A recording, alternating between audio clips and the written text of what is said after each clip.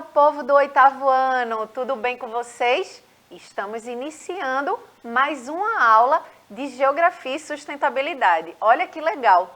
Eu sou professora Vanessa, da Escola Municipal para Aulas Digitais, e estaremos juntos, né, para a gente interagir aqui, compartilhar, né, dialogar, que é assim que a gente consegue fortalecer, né, o nosso conhecimento, a gente consegue aprender, né, nessa troca.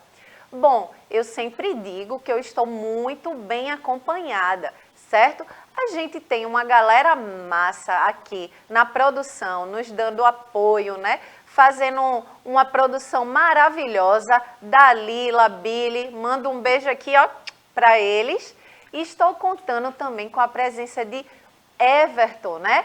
Fazendo aí a nossa interpretação de Libras, deixando essa aula mais acessível, tá bom? E junto comigo, né, para não perder o costume, para interagir com vocês, né, que é muito importante que vocês participem aí do chat. Olha só quem está comigo. Alô, meu povo bonito! Sejam bem-vindos a mais uma aula massa, uma aula show, para a gente viajar nas ondas da geografia, aqui pelo Educa Recife, TV Nova Nordeste, a TV mais vista, viu, professora? E assistida nesse meu estado de Pernambuco. Manda brasa aí, Vanessa. Exatamente, é com muito entusiasmo, né, e alegria que a gente vai interagir hoje nessa aula maravilhosa, certo? Feita com muito carinho por mim e pelo professor Giorgio, para vocês aí. Bom, antes de a gente iniciar o tema da nossa aula, eu quero dar uns informes, né? Porque, gente, é importante, né, esse diálogo, essa interação. Então, vocês podem, vai aparecer o QR Code, né? Pode interagir com a gente ao vivo. Olá. Olha aí, Billy já jogou na tela. Você pode direcionar o seu celular para a tela aí da TV, né? E baixar o aplicativo e poder fazer a interação com a gente, certo? Tirar dúvidas, deixar algum comentário, certo? Alguma crítica também, né? A gente está aberto aqui para o tempo todo estar aprendendo também com vocês, certo? Então, a gente deixa esse recado para vocês interagirem. E caso vocês não acompanhou essa aula ao vivo, né, não conseguiu acompanhar ao vivo, ela vai estar disponível no canal do Educa Recife, certo? Lá no YouTube. Também é importante vocês deixarem um comentário, tá bom? Que a gente fica bem atento às observações de vocês, tá bom? Então, sem mais delongas, né, sem mais conversas, vamos aqui para o tema da nossa aula. Bom, no momento aqui que a gente vai conversar sobre sustentabilidade, a gente vai falar, né, da continuidade aí a um tema que a gente já abordou na aula anterior, que é o plano diretor da cidade do Recife. É uma lei municipal que a gente tem, que é muito importante a gente conversar sobre, né, gente? A gente vivenciando aí um momento, né, muito de tragédias, né, sobre essas chuvas aí que andam ocorrendo na nossa cidade, né, no nosso estado. É importante que a gente se engaje, né, tenha essa consciência crítica, política, para que a gente possa participar e fazer da nossa cidade um lugar melhor, um lugar mais igualitário, né? Afinal de contas, a qualidade de vida se constrói aí, né, a partir da participação popular, do engajamento. Então, é importante que a gente entenda, né, o porquê esse plano diretor é tão importante mesmo, né, essencial para que a gente possa ficar ligado nessas questões que diz respeito à nossa cidade, tá bom? E na parte de geografia, que Giorgio já chega aqui com vocês, vocês vão abordar a questão do trabalho humano. Vai ser bem legal. Daqui a pouco o Giorgio chega aqui para dar uma palavrinha com vocês, certo? Mas vamos lá, né? E aí chega uma reflexão. Que cidade você quer viver, né? Que cidade é essa que a gente idealiza, que a gente quer viver, né? E aí, professor Giorgio, a gente quer viver numa cidade mais justa, numa cidade mais limpa, numa cidade mais arborizada, né, com mais verdes. E aí? A gente precisa entender um pouquinho mais essa questão, primeiro, da preservação do meio ambiente, né?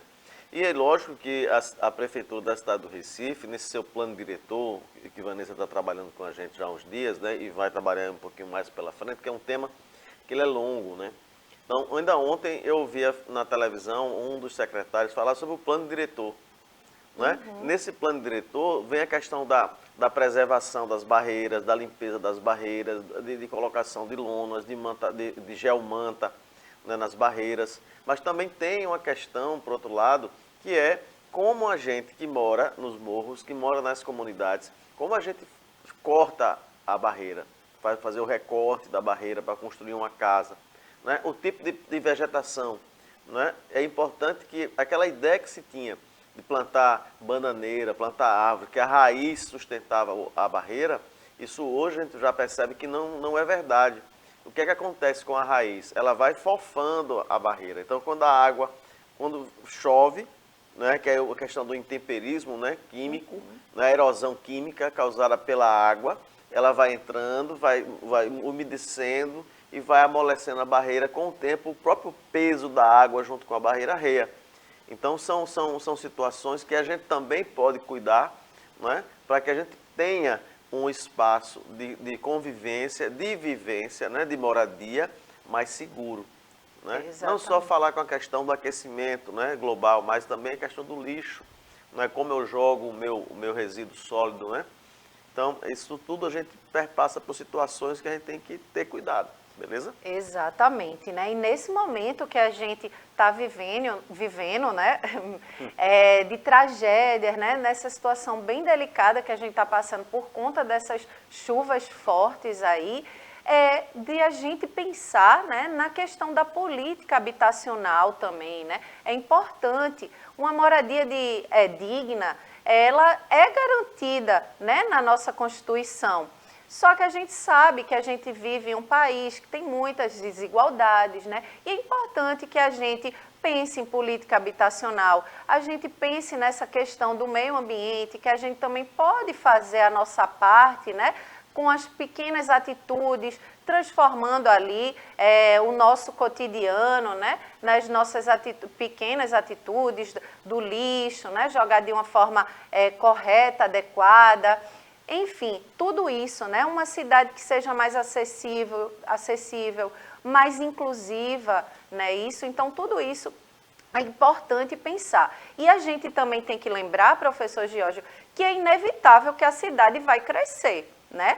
O aumento aí da população vai ter sempre, a cidade sempre vai estar crescendo, aumentando, né? Não só no quantitativo de pessoas, né, que moram nessas áreas urbanas, como também de outras questões, né, desenvolvimento, enfim, edificações. Então, se ela vai crescer, de que forma ela vai crescer? Desordenada, né?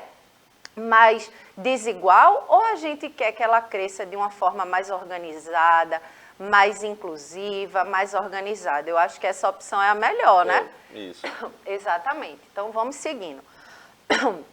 Algumas mobilizações sociais já ocorreram, né, aqui em relação a pensar a cidade nesse formato, né, de uma convivência coletiva aí mais justa. Então, veja, existiu um movimento muito importante aí, inclusive reconhecido internacionalmente, que foi o Ocupa Estelita, né, que reivindicava a participação pública no debate urbanístico, né, no debate aí dessas áreas urbanas da nossa cidade do Recife.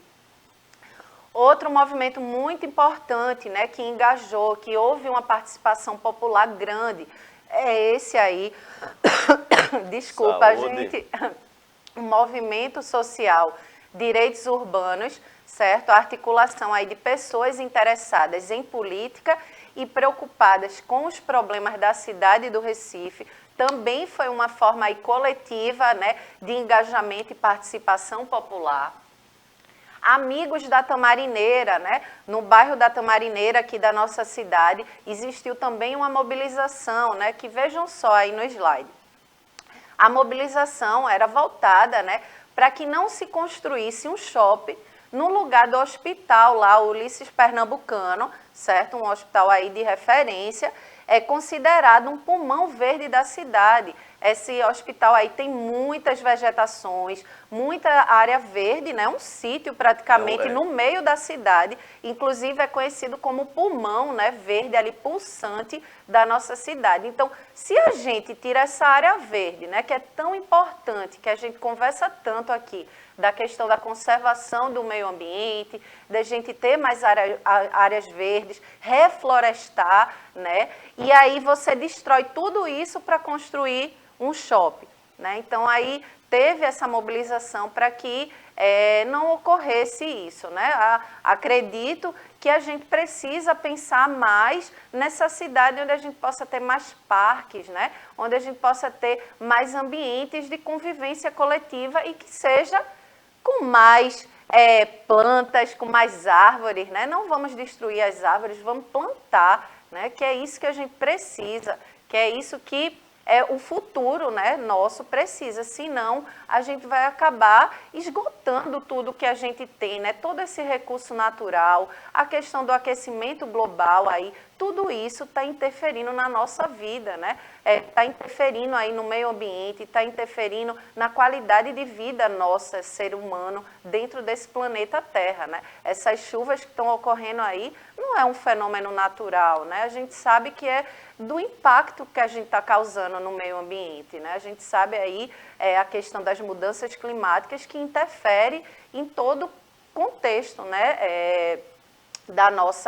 Do nosso planeta, né? E isso não é só na questão ambiental, como também do ser humano, ok?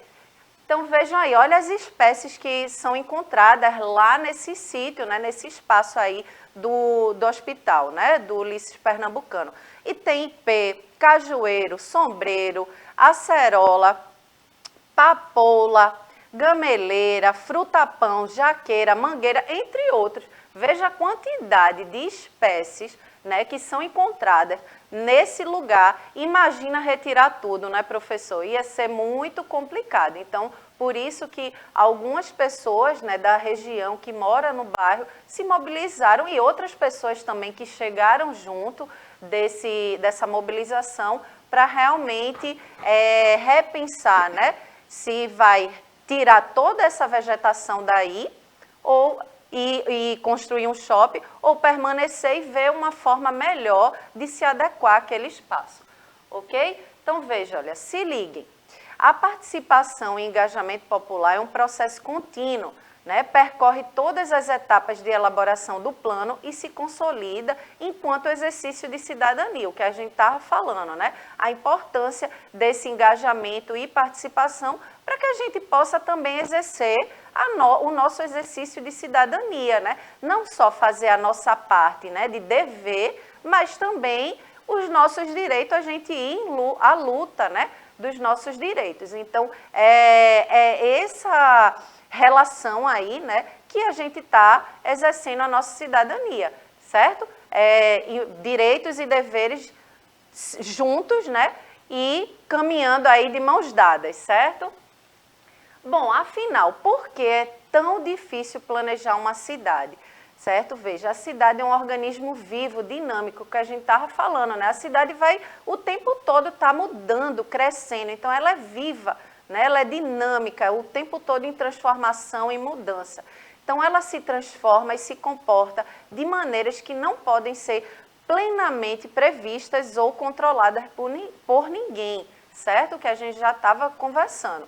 Então, a cidade, ela precisa, né, sendo essa coisa dinâmica que ela precisa o tempo todo estar olhando para todos e todas que vivem dentro dessas áreas urbanas, né? Ela não só pode pensar para um lado, ela tem que pensar como um todo, né? Todos que vivem dentro das cidades, ok? Então, olha aí, a cidade pertence a todos e todas.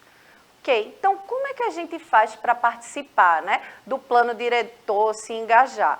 Respondendo questionários, participando das reuniões, interagindo com as transmissões ao vivo, compartilhando com outras pessoas também, né? É uma forma da gente se engajar e participar. Se você acessar lá o site da Prefeitura do Recife, você vai ter, né, como acompanhar e ver como você pode participar do plano diretor. Ali você, de repente, já chega junto de um líder comunitário, né? Já vai conversando, chamando mais gente para, né, dar apoio, e aí vocês podem ir se engajando aos pouquinhos. Na sua própria escola também, certo? Bom, vamos ver Participar é da natureza da vida na cidade. Lidar com interesses e valores diferentes entre si. E é uma responsabilidade de todos encontrar as soluções para os conflitos de ideias, determinando com equilíbrio os pontos em comum que guiarão o nosso convívio em conjunto no espaço da cidade. Por isso é importante a discussão de cada tema. Por isso é importante a sua participação. Olha aí, gente, um vídeo bem curtinho para mostrar o quão importante, né? O quanto é importante a nossa participação, certo? Bom, então vejam aí esse recado. A cidadania se constrói a partir da visão do cidadão e o plano diretor participativo é um instrumento eficaz. Ele está à disposição da comunidade para que esta possa ser ouvida e atendida conforme suas necessidades, a partir da sua realidade local. Então, a partir daquela realidade que você vivencia, né, ali você pode se engajar, interagir com as pessoas que também convivem naquela mesma comunidade e ir em busca, né, dessa participação mais ativa, certo? Então é esse o recado. Agora vamos para o momento da geografia e Giorgio vai chegar por aqui. Aí, aquela música.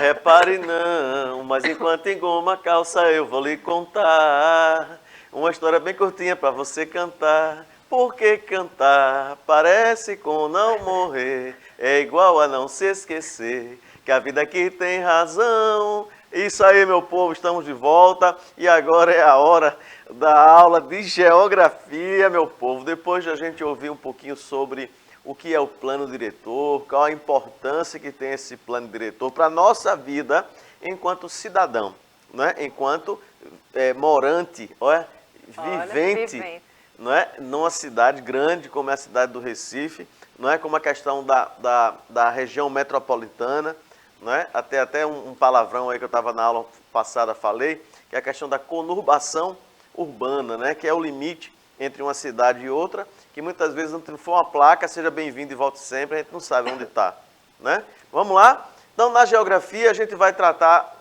de um assunto que a gente já tinha começado, que é o trabalho humano. E aí eu trago hoje para vocês, ó, essa imagem aí que Billy Paul colocou em tela cheia, né? De uma pintura rupestre.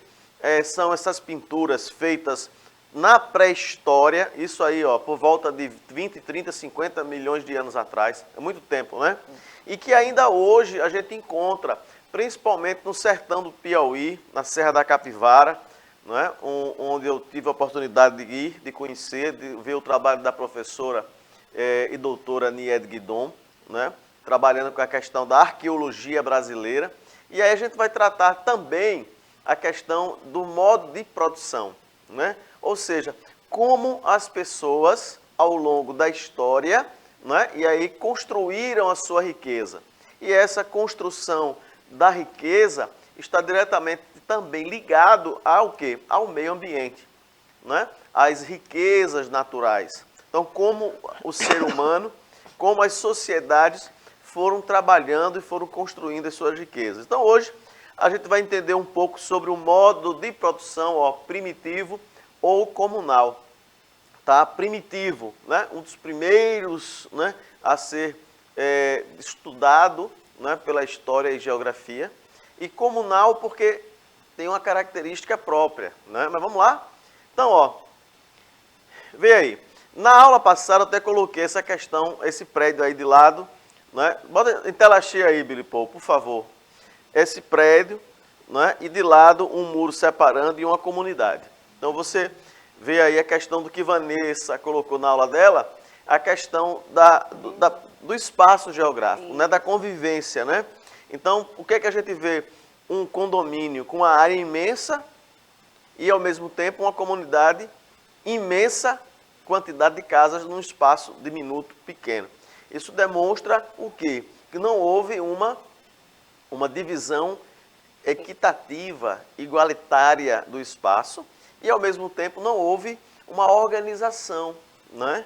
Ou seja, as condições são desfavoráveis, né? É você começar um jogo faltando 4 jogadores no seu time. Então, na questão do modo de produção, na questão da produção de riqueza, olha lá, vê o texto lá comigo.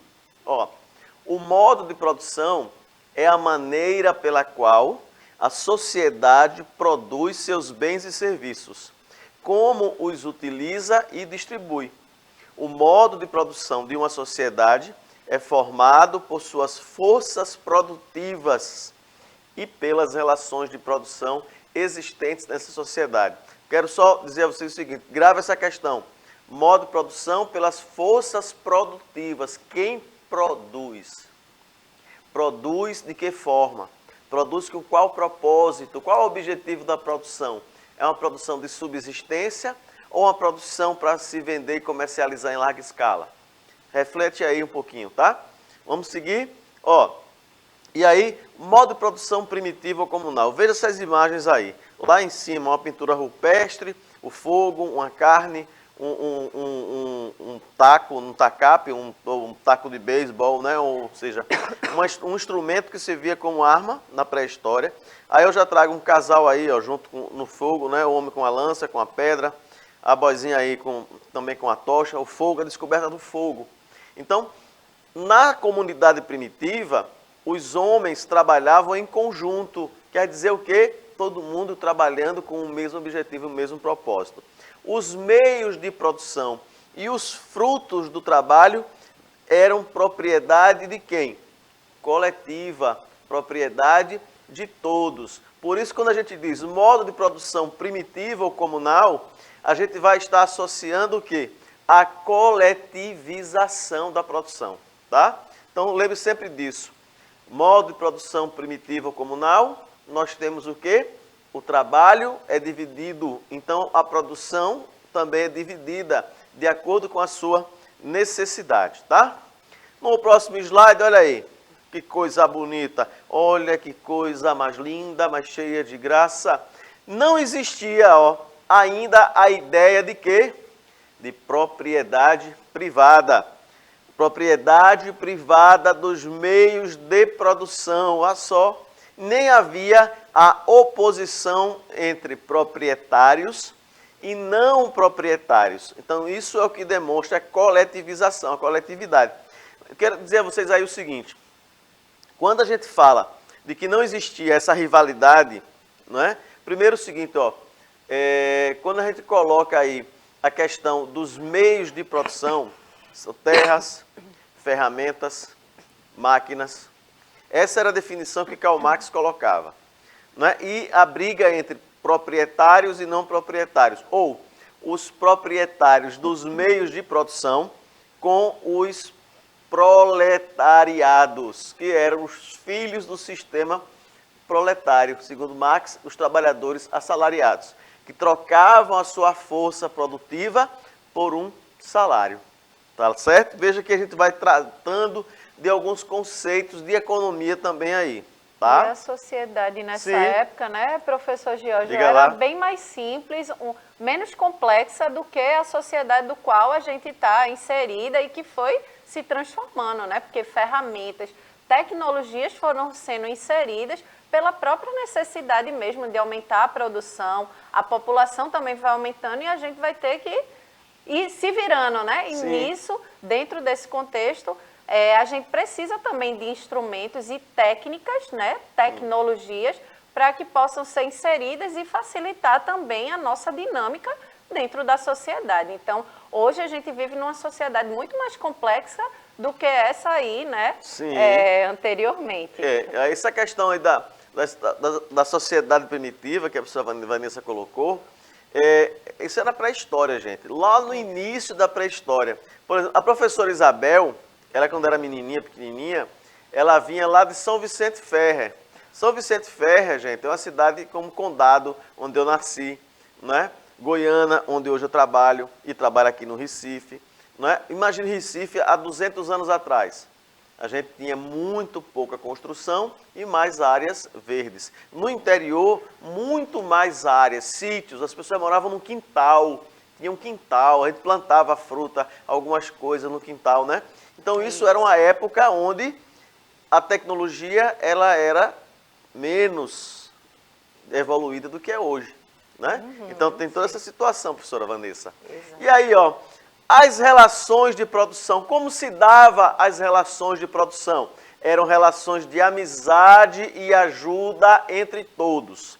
Vou explicar já já. Elas eram baseadas na propriedade coletiva, ó, propriedade coletiva dos meios de produção. A terra, em primeiro lugar. Corta para mim, Billy Paul. Quer dizer o seguinte, gente, ó, todo mundo trabalhava coletivamente. A produção era dividida igualmente ou de acordo com a necessidade. Então, numa aldeia, todo mundo ia caçar, todo mundo ia pescar ou ia trabalhar na agricultura. O fruto desse trabalho era dividido entre todos de acordo com a sua necessidade. Então, uma família que tinha 10 pessoas ia ficar com uma quantidade maior do que uma que só tinha 5 pessoas. Mas todo mundo trabalhou igual, porque a ideia era o quê? Era a coletivização, beleza? Mais para frente, o que é que nós temos? Nós temos aí o seguinte, também, olha, não existia o Estado, como a gente conhece hoje, governador, prefeito, né, presidente, nada disso existia. Este só passou a existir quando alguns homens começaram a dominar outros. O Estado surgiu como instrumento de organização social e de dominação. Tá? Então essa questão do Estado vai surgir aí, né, da passagem da sociedade primitiva, né, para o Paleolítico e do Paleolítico para o Neolítico, aquele tempo histórico que a gente aprende na história. E o desafio da gente hoje, qual é o desafio? Olha aí, estas pinturas nas paredes das cavernas são chamadas de quê? Ó, lá no início da aula eu falei, eu tenho uma pintura a óleo, eu tenho uma pintura rupestre, ou tem uma pintura barroca? Resposta correta, letra B de bola, uma pintura rupestre. A professora Isabel tinha um quadro dela sair quando ela era pequenininha, lá em cima na caverna, ó, lá em São Vicente Ferrer. Tchau, meu povo. Se despeça aí, professora Vanessa. Gente, que bom, maravilha estar aqui com vocês. Um beijo e até a próxima aula. Tchau, tchau. Tchau, meu amor, tchau. Não chore assim, meu bem, pois se você chorar, eu choro também. Até outro dia.